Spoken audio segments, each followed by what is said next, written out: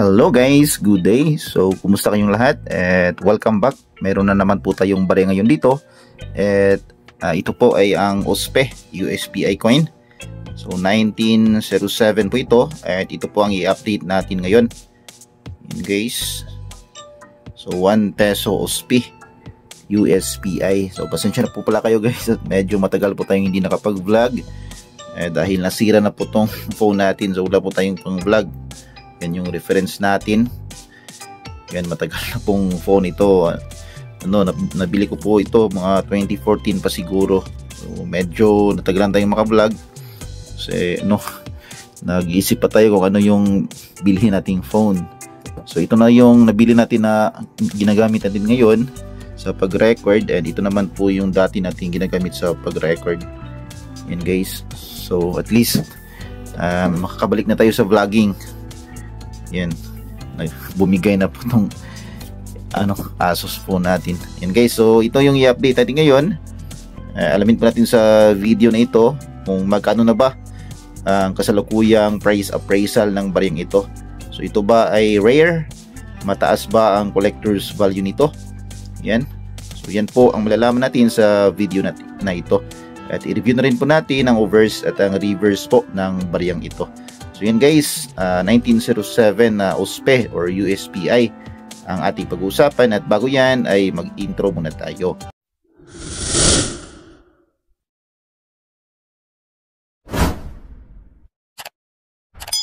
Ayan, hello po sa inyo lahat, good day, magandang araw, mayong adlaw sa inyong tanan, at welcome back po sa aking channel. Kumusta po kayong lahat? Sana po ay nasa mabuti kayong kalagayan. So for today's video nga po, ang pag-uusapan po natin ay ito pong USPI coin na specifically may mint year na 1907.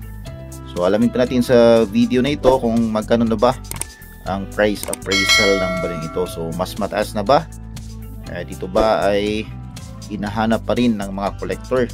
So yan po ang ating alamin sa video na ito.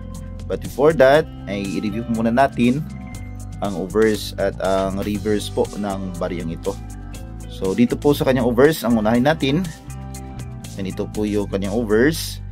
So dito sa kanyang overs ay naka-highlight po standing woman holding a hammer on anvil in right hand. Yan. At smoking volcano dito sa right side. Yan guys.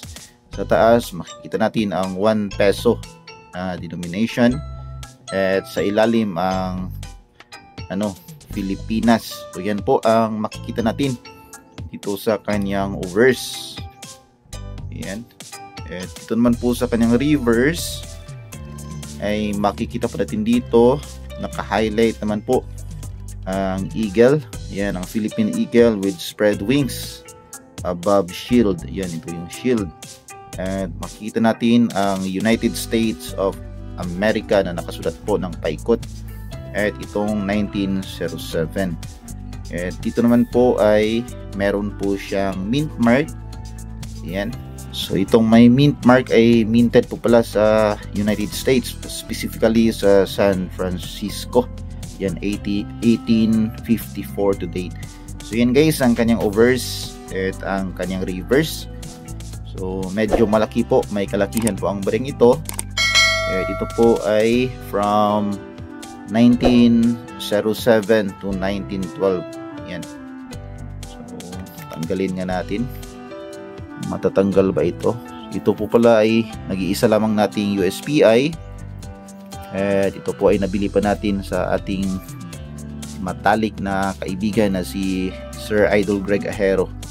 Yan, si Sir Greg ay dati din pong vlogger, pero medyo tumigil na po siya, at tuloy-tuloy pa rin po na nagkukolekta po siya ng mga barya. Yan, napakabait po niya ni Sir Greg. Yan guys, so may kalakihan. Meron kaya tayo ditong 20 piso. I-compare sa 20 piso coin natin. Yan guys. Yan, kahit ito ay merong coin capsule, ay mas malaki pa itong OSPE. Yan. So yan guys, medyo malaki talaga itong OSPE. Yan. So i-check natin sa talaan ng Numista magkano na ba ang price appraisal ng baryang ito. So yun guys, nandito tayo sa Numista. Yan, nag-adjust pa tayo sa phone natin, medyo nag-blur. Yan, so 1 peso small type. So small type pa pala ito, meron pang mas malaki nito. Yan. Pasensya na po kayo, hindi po tayo masyadong maalam sa USPE. Yan, ito po ay courtesy of Heritage Auctions. Yan. So dito pala natin to na search sa Numista guys. Yan, kung kayo ay baguhan sa coin collecting, ay check nyo po sa talaan ng Numista. So ito pala ay non-magnetic. Yan, hindi po dumidikit sa magnet kasi ang composition nito ay silver. Yan, 0.800 ang silver at copper naman ay 0.200. So mas may silver po compared sa copper. Yan, weight 20 grams, diameter, yan, nandito lahat.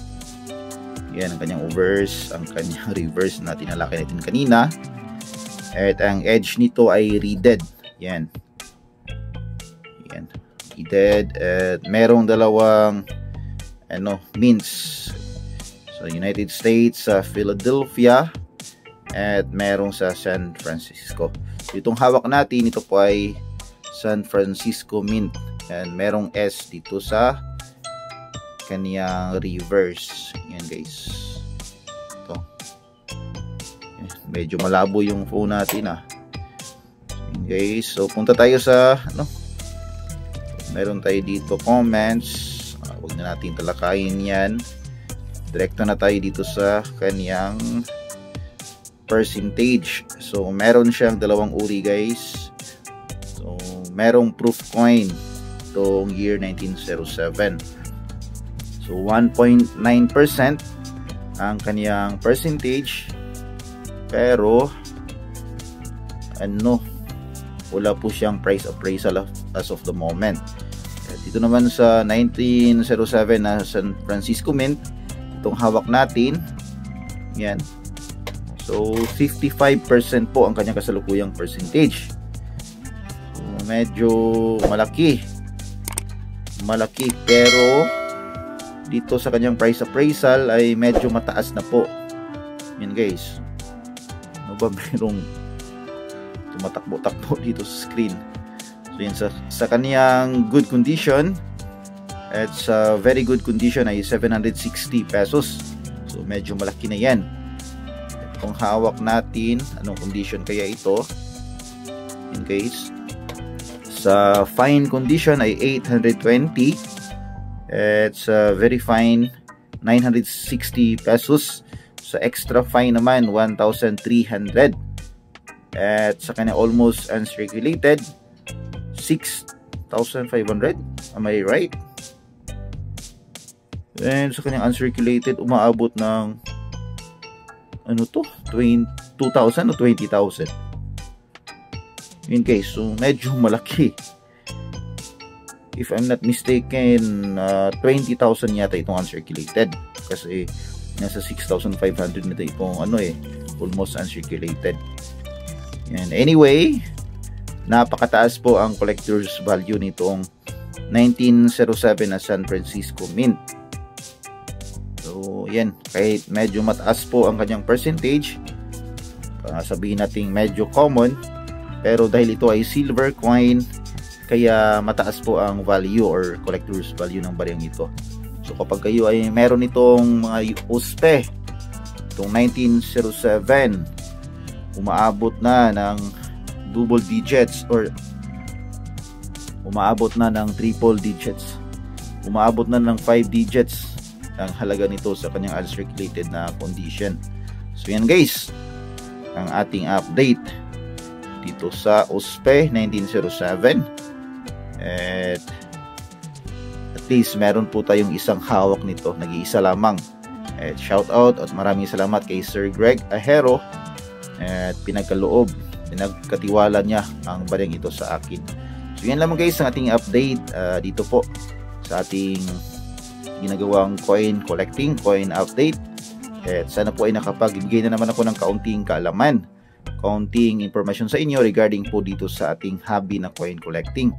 At kung bago ka pa lamang po sa aking channel at gusto mo mga video na katulad nito na pinag-uusapan ang ating mga barya, ay huwag mo na rin kalimutang mag-like, mag-comment, mag-share at mag-subscribe. At pakipindot na rin ang notification bell para updated ka sa mga susunod kong videos.